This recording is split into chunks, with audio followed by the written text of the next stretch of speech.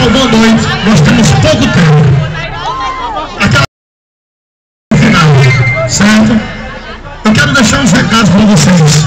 Hoje pela manhã eu fiquei muito triste com o pensamento de uma pessoa que eu digo que é pequena. O pensamento esse porque ela disse: candidato pobre não deveria se candidatar.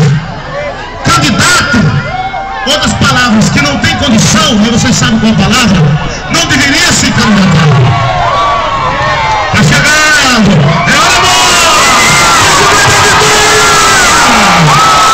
Cadê o prêmio da vitória? Os céus já estão brilhando. Esse povo que está aqui, 90% da população brasileira é de classe média baixa.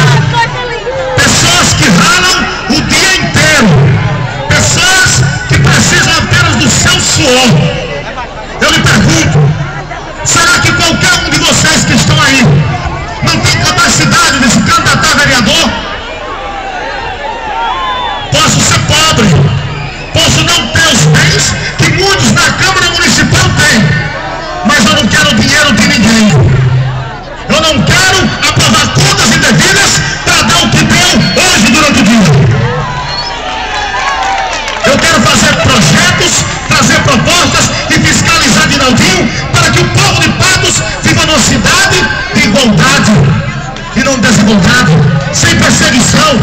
Eu quero um vereador que tem uma mãe que saía às 5 e voltava às 11 da noite, separada, mas que criava seus filhos e que deu educação.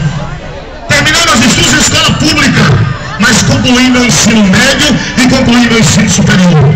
Hoje eu não preciso, veja bem, de ninguém, mas preciso de todos vocês.